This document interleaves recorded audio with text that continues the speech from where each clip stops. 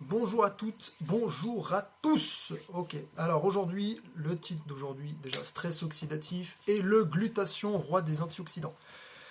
Première question déjà qu'on va se poser, c'est quoi un stress oxydatif? C'est tout simplement un déséquilibre entre la production de radicaux libres et la quantité d'antioxydants disponibles et utilisables par votre organisme, donc par ton corps, hein. Ce qui nous amène à la deuxième question, qui est, c'est quoi des radicaux libres? Pour faire simple, radicaux libres, on en produit tout le temps, hein, juste le fait de respirer, ça va en produire, donc en avoir dans le corps, c'est parfaitement normal. Maintenant, on sait que si on n'en a pas, ça veut dire qu'on est mort, et si on en a trop, ça va générer ce fameux déséquilibre et accélérer le vieillissement du corps. Donc, ce qui va créer une surproduction de ces radicaux libres, ça va être les facteurs suivants. Pollution sous toutes ses formes, une exposition prolongée au soleil, hein, donc bronzer c'est bien, brûler toute l'année, on va éviter. Le tabac, qu'on le consomme ou qu'on le respire, hein, donc que tu sois un fumeur passif ou actif, c'est exactement la même chose, ça va avoir un impact. La malbouffe, le stress, trop de sport intense, la maladie et enfin le vieillissement naturel du corps. Ce qui nous amène enfin à parler des antioxydants. Eux, ils vont nous permettre de réguler cet afflux de radicaux. Et on va souvent vous dire d'en rajouter soit première solution par l'alimentation ou deuxième solution par des compléments alimentaires du genre vitamine C et compagnie. Et on a tendance à oublier la troisième solution qui est d'une part la plus simple et en plus la moins chère. Et c'est le roulement de tambour, glutathion. C'est l'antioxydant le plus puissant qui existe au monde, et quand je dis au monde, j'abuse pas hein, sur le truc.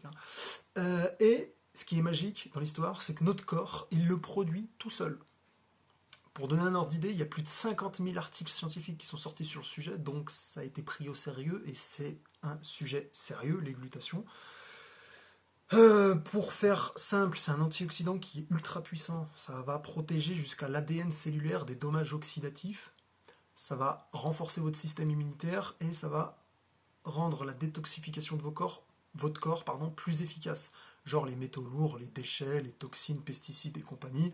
Donc ça se passe tout dans le foie, mais votre foie, il est content d'en avoir. Et d'ailleurs, c'est au niveau du foie qu'on a le plus de glutation, il faut le savoir. Maintenant, on s'est rendu compte, et quand je dis on, je parle pas de moi, je parle des scientifiques et des médecins, on s'est rendu compte que les malades avaient tous un point commun. Et quand je parle de malades, c'est des gens qui ont le sida, le diabète, l'asthme, le cancer, fibromyalgie, maladie auto-immune, Alzheimer, et j'en passe. Donc c'est pas des maladies anodines et c'est pas des petits problèmes, quoi. Et on s'est rendu compte que toutes ces personnes, ils avaient un point commun, c'est que leur taux de glutation était extrêmement bas. Donc moi, le conseil que je vous donne, c'est que avant de chercher à en rajouter via l'alimentation ou des compléments alimentaires, cherchez plutôt ce qui empêche votre corps d'en produire. Donc j'ai fait une petite liste, hein. Sport intense, ok. Donc un marathon tous les matins, on va éviter. Carence en magnésium, l'exposition lumière artificielle la nuit, principalement. La mauvaise alimentation, l'anxiété, la dépression, les drogues, l'alcool, produits chimiques, colorants artificiels, additifs, conservateurs, pesticides, consommation excessive d'antibiotiques et de médicaments, et il y en a encore d'autres, mais là j'ai fait une liste exhaustive. Mais déjà, quand tu regardes ta vie de tous les jours, il y a plein de trucs qu'il y a là que tu pourrais éliminer de ta vie. Constat, votre hygiène de vie, elle a un énorme impact sur votre santé. Maintenant, il y a des choses simples qu'on peut mettre en place qui permettent une augmentation de ces glutations.